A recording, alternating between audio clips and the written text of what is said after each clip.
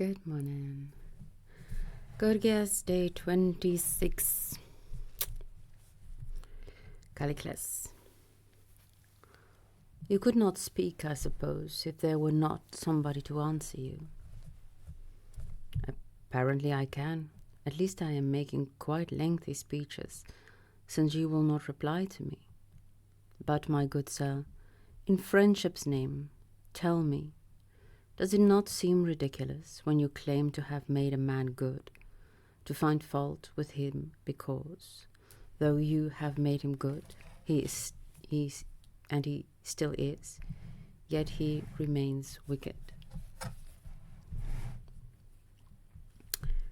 It seems so to me. But do you not hear such language from those who claim to educate men in goodness? I do, but why speak about worthless people? But what would you say about those who pretend to govern the city and see to it that she be as good as possible, and then, when occasion serves, accuse her of being most evil? Do you think they are in any way different from those others? Sophist and orator, my good sir, are the same thing, or pretty nearly so, as I said to Polus. But you, through ignorance, consider the one thing, rhetoric, to be something very fine, and despise the other. In actual fact, sophistic is better than rhetoric, to the extent that legislation is finer than the administration of justice, or gymnastics than medicine. But I always thought myself that political orators and sophists alone were not entitled to find fault with what received their training for wicked behavior towards them. Were not to find fault with what received their training for wicked behavior towards them. Otherwise, the very words they utter are at the same time a condemnation of themselves for having done no good to those whom they claim to benefit. Is it not so? Certainly. And further, if their claims were true, they alone, it seems, were at liberty to give their good services freely, without pay. For a man who received any other benefit, swiftness of foot, for instance, through a trainer, might perhaps deny the trainer his due recompense, if he had given him instruction freely, without any agreement that he should receive his fee as nearly as possible at the time when he had taught his pupil to be swift-footed. For acts of injustice are due, I suppose, not to slowness of foot, but to injustice. Is it not so? Yes. Then if an instructor eliminates this one quality of injustice, there is no danger of his suffering from it, but for him alone is it safe to bestow this kind of service, if in reality a man could make others good. Is it not true? So what is Socrates saying here? This is saying that you don't have to mind with being paid ahead of time. People will take care of you if you make them good. I'm not sure. I'm like trying to make sense of it in my head. Calicus, I agree. For this reason, then, there is no disgrace in taking money for giving others advice about building, for instance, and the other arts. So it seems, at least. But when it is a question of how one may become as good as possible and best administer his own home or his city, it is considered disgraceful to refuse advice unless one is paid for it.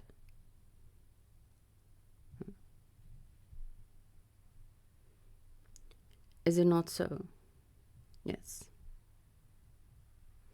The reason obviously is that this is the only kind of service which makes its recipient eager to make a like return, so that it is thought to be a good sign when one who has rendered such a kindness receives a like return.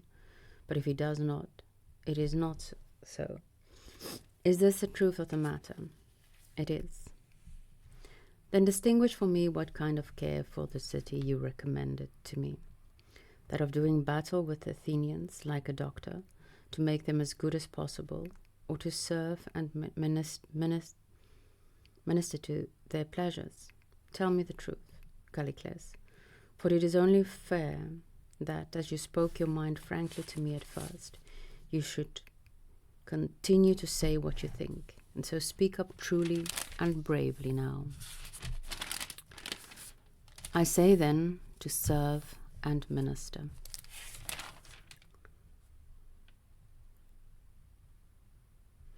To serve and minister to their pleasures was the exact words that Socrates used.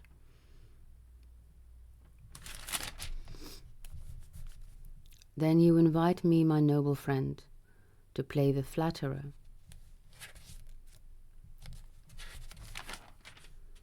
So it's either doing battle with them like a doctor to make them as good as possible, or to flatter, to serve and minister to their pleasures.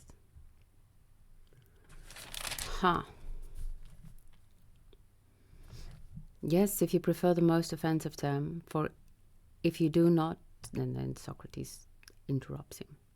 Please do not say what you have said so often, that anyone who wishes will slay me, only for me to repeat in return that then a villain will slay a good man, nor that anyone will rob me of anything I possess, only for me to repeat that, once he has robbed me, he will not know what to do with his spoil.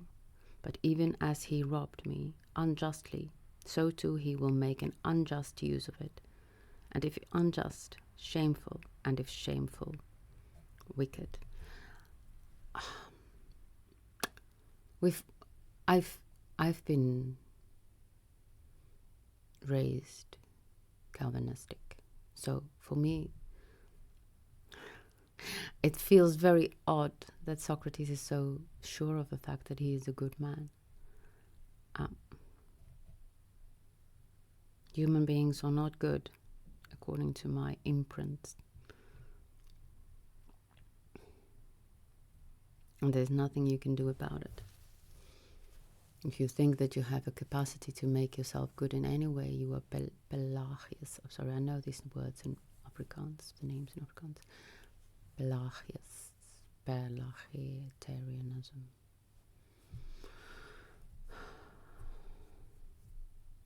I like this. I mean, it's much more challenging. It's easier to say, well, only by the grace of God.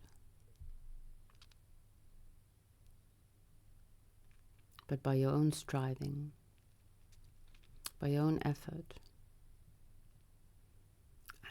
I remember reading somewhere Jesus saying, by your own striving you will be saved. But I cannot get that. I don't remember where I read it.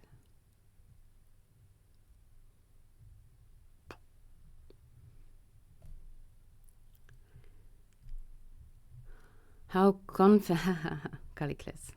How confident you seem, Socrates. So he's also a little bit like me, like, whoa, this dude just says he's a good man. He's so sure of himself. That you can never experience any of these troubles, whatever. Okay, Socrates is not saying that he can't experience these troubles. As if you dwelt apart and could never be haled into court by, it may be, some utterly mean and vile creature. There's Plato stinging whoever, the dude, I forgot his name, who dragged Socrates to court. Then I must indeed be a senseless person, Callicles, if I do not think that in this city anything whatever may happen to anybody. But this at least I know well, that if I am brought into court to face any such danger as you mention, it will be an evil man who prosecutes me, for no good man would drag a guiltless person into court. And it would not be surprising if I were put to death. Would you like me to tell you why I expect this? Plato is very much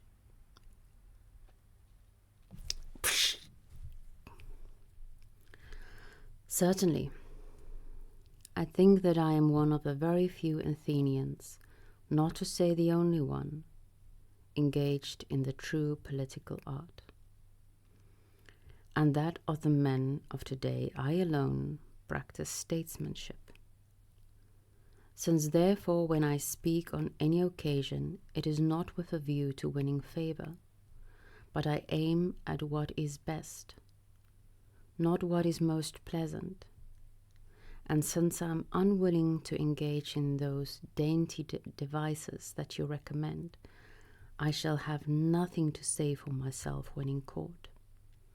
And the same figure occurs to me that I used to Polus. My trial will be like that of the doctor prosecuted by a cook before a jury of children.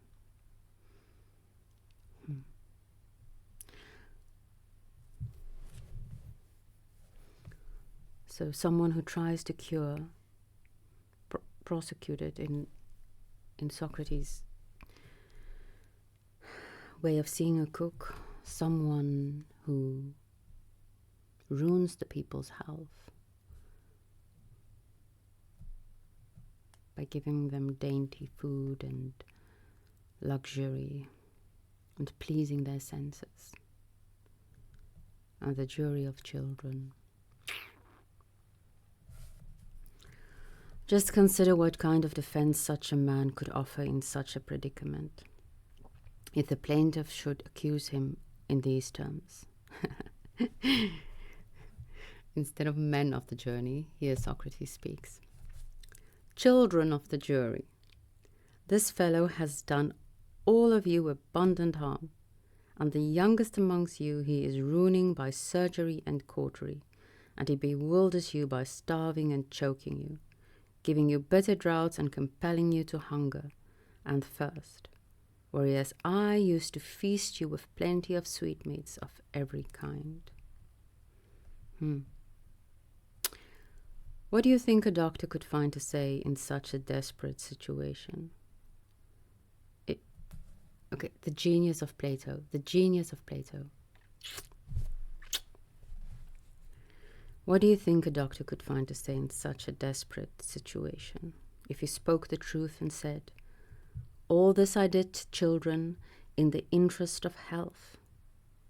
What a shout do you think such a jury would utter? Would it not be a loud one? Callicles. Perhaps one must suppose. Do you not think he will be utterly baffled as to what to say? Certainly. Well, I too know that my experience would be similar if I were brought into court, for I shall not be able to tell them of pleasures that I have purveyed, pleasures which they hold to be benefits and services. But I can envy neither those who purvey them, nor those for whom they are provided. And if anyone claims either that I corrupt the young by bewildering them, or that I abuse the older in bitter terms, either in private or public, I shall neither be able to tell the truth and claim that I am right in saying all that I do, and that it is in your interest I am serving in this, gentlemen of the jury. Nor shall I be able to say anything else, and so perhaps anything whatever may happen to me. Do you think then, Socrates, that all is well with a man who is in this plight and is unable to help himself in his own country? Yes, if he should possess that one means of help which you have so often acknowledged, if he has helped himself by doing no wrong in word or deed, either to gods or to men, for this we have often admitted to be the best of all aids to oneself. Now, if anyone should convict me of being unable to render this aid to myself or another, maybe his wife, I should feel ashamed, whether I was convicted before many or few, or man to man, and I should be vexed if I had to die through lack of such power as this. But if I should meet my death owing to a deficiency of flattering rhetoric, I am confident you would find me taking my death calmly. For no one who is not utterly irrational and cowardly is afraid of the mere act of dying. it is an evil doing that he fears. For to arrive in the other world with the soul surcharged with many wicked deeds is the worst of all evils. And if you like, I am ready to tell you a tale which will provide that this is so. We will leave the tale for another day. Until then, take care.